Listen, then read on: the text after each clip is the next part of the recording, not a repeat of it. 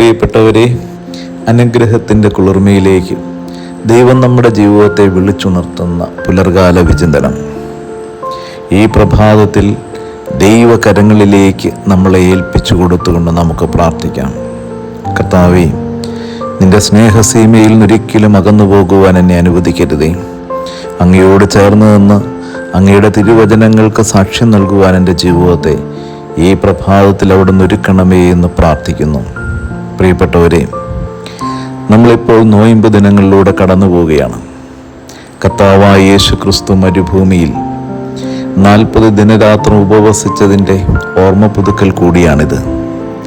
അപ്പോൾ ഈ 40 ദിവസങ്ങൾ നമ്മൾ നോയമ്പെടുക്കുമ്പോൾ ആ നോയമ്പിൻ്റെ യഥാർത്ഥ പരിശുദ്ധി എന്താണെന്ന് നമ്മൾ ധ്യാനിക്കേണ്ടത് അനിവാര്യമാണ്.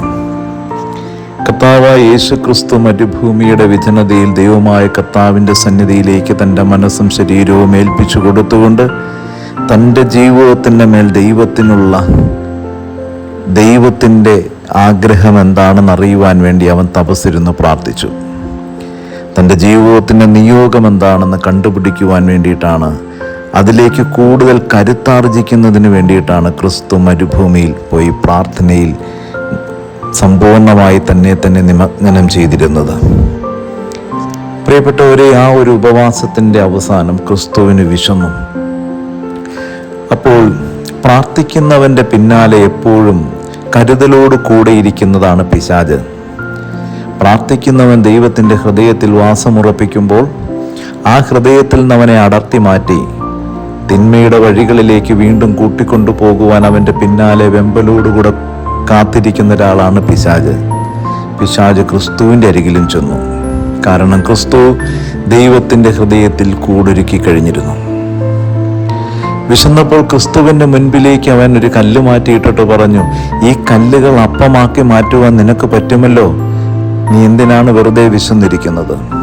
ക്രിസ്തു പറഞ്ഞു, മനുഷ്യൻ അപ്പം കൊണ്ട് മാത്രമല്ല, ദൈവത്തിൻ്റെ അധരങ്ങളിൽ നിന്ന് പൊഴിഞ്ഞു വരുന്ന ഓരോ വചനങ്ങൾ കൊണ്ടുകൂടിയാണ് ജീവിക്കുന്നത്.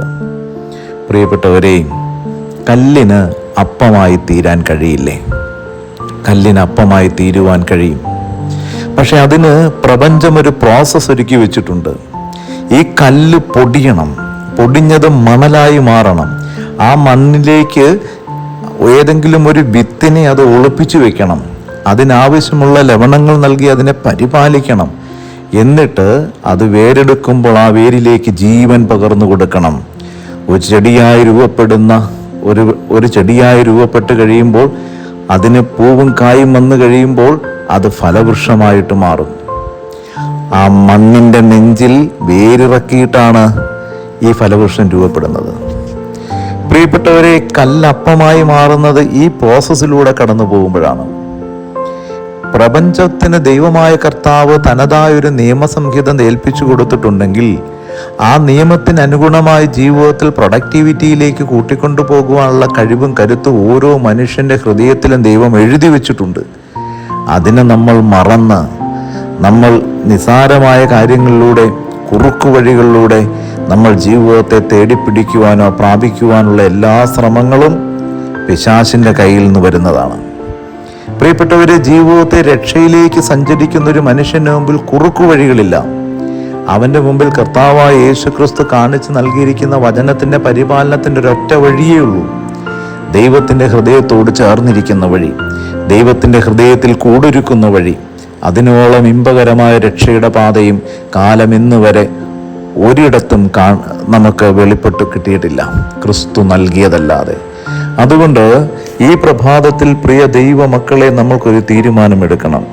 ദൈവത്തോട് ചേർന്ന് നിൽക്കണം, ദൈവത്തിൻ്റെ ഹൃദയത്തോട് ചേർന്ന് നിൽക്കണം. ദൈവത്തിൻ്റെ കൽപ്പനകൾ പാലിക്കാനുള്ള കഴിവും കരുത്തിനും വേണ്ടി എപ്പോഴും പ്രാർത്ഥിച്ചുകൊണ്ടിരിക്കണം.